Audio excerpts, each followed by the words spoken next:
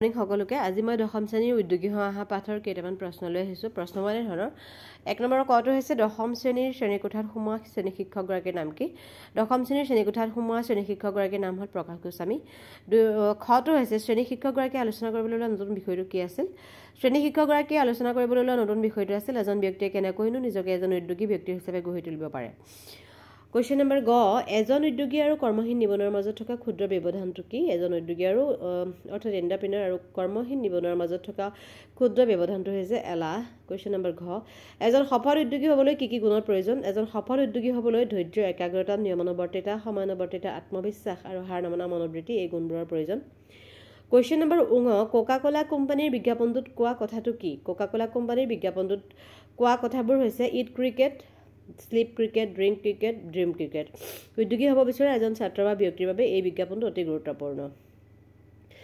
Question number প্ৰথম চ, নাৰায়ণ মূৰ্তি কোন আছিলে? নাৰায়ণ মূৰ্তি ভাৰতবৰ্ষৰ তথা বিশ্বৰ এজন সফল উদ্যোগী বা এণ্টাৰপ্ৰিনাৰ।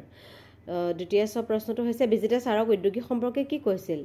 ইয়াৰ উত্তৰত হ'ব বিজিতে ছাৰক উদ্যোগী সম্পৰ্কে কৈছিল যে উদ্যোগীসকল হ'ল এনে ব্যক্তি যিয়ে নিজে ব্যৱসায় বা উদ্যোগ আৰম্ভ কৰি কোনো বস্তু বা সেৱা বিক্ৰী কৰি নিজৰ জীৱিকা উলিওৱাৰ লগতে আনকো কৰ্মসংস্থান দিবলৈ সক্ষম হয়। কুৱেশ্যন নম্বৰ বৰ্গীয়া জ, প্ৰথম অৱস্থাত উদ্যোগীয়ে কি কৰিবলৈ সাজু থাকিব লাগিব? প্ৰথম অৱস্থাত এজন উদ্যোগীয়ে জোতা চিলাইৰ পৰা আৰম্ভ কৰি চণ্ডীপাঠ সকলো কৰিবলৈ সাজু থাকিব লাগিব, লগতে সৰুতে চাইকেল শিকাৰ দৰে পৰি উঠিবলৈও সাজু থাকিব লাগিব।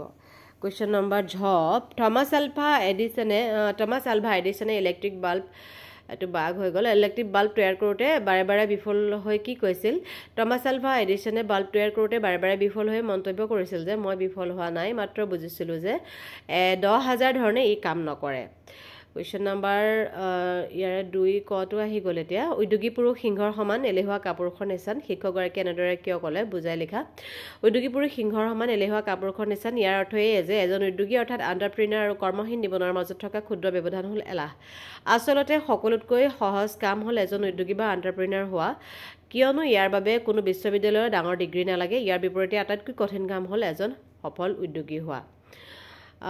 কুৱেশ্যন নম্বৰ খ, 2 খটো হৈছে সফল উদ্যোগী হ'বলৈ কিয় কঠিন? এজন সফল উদ্যোগী হ'বৰ কাৰণে লাগিব ধৈৰ্য, একাগ্ৰতা, নিয়মানুৱৰ্তিতা, সময়ানুৱৰ্তিতা, আত্মবিশ্বাস আৰু হাৰ নমনা মনোবৃত্তি। সকলোৰে এই গুণবোৰ নাথাকে, সেইবাবে সফল উদ্যোগী হোৱাটো টান বুলি কৈছে। কুৱেশ্যন নম্বৰ গ, এজন উদ্যোগী হ'বলৈ যোৱাটো চাইকেল চলাবলৈ শিকাৰ দৰে একক প্ৰচেষ্টাৰে কৰা কাম বুলি শিক্ষকগৰাকীয়ে কিয় কৈছে? বুজাই লিখা। ইয়াৰ উত্তৰত হ'ব সকলোৱে প্ৰথমে তলত ওলমি চাইকেল শিকা আৰম্ভ কৰে। বহুতৰে চাইকেলৰ পৰা পৰি হাত ভৰি চাল বাকলি এৰাই যায়।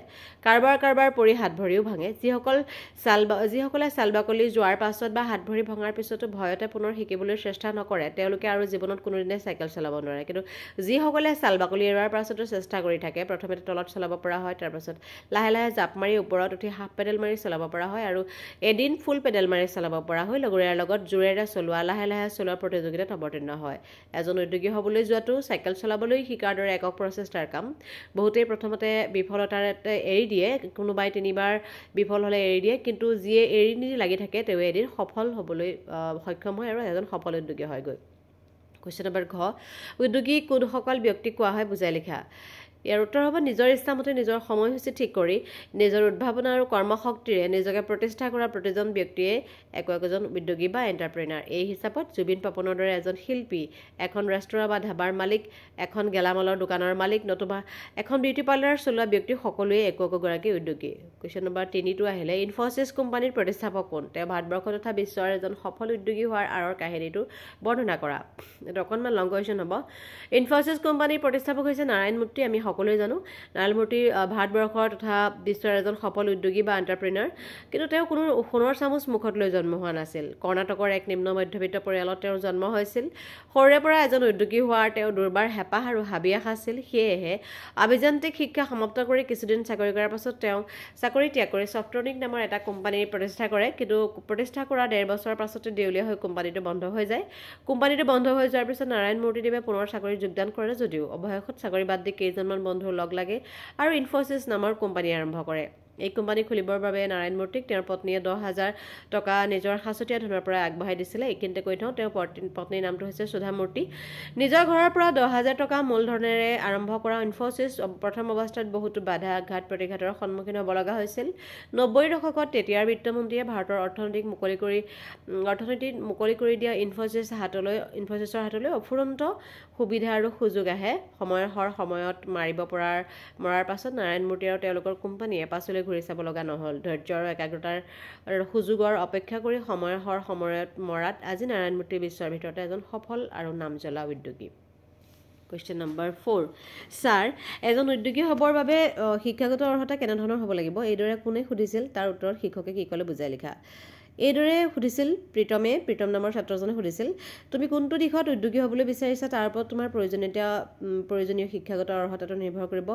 এখন ধাবা খোলাৰ বাবে বা এখন গেলামালৰ দোকান খোলাৰ বাবে অথবা এখন শাক পাচলিৰ দোকান খুলি স্বাৱলম্বী হ'বৰ বাবে বিশেষ কোনো শিক্ষাগত অৰ্হতাৰ প্ৰয়োজন নাই, কিন্তু এইবোৰ ব্যৱসায়টো কৃতকাৰ্য হ'বৰ বাবে তুমি বুদ্ধি আৰু সাধাৰণ জ্ঞানৰ প্ৰয়োজন হয়।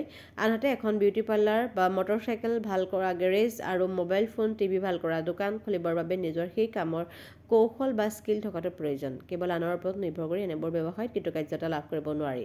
আজি উদ্যোগী হৈ অহা পাঠৰ চমু প্ৰশ্নৰ উত্তৰসমূহ ইমানেই আছিলে। যদি ভিডিঅ'টো ভাল লাগিছে লাইক কৰিবা, শ্বেয়াৰ কৰিবা আৰু ছাবস্ক্ৰাইব কৰিবা। ধন্যবাদ।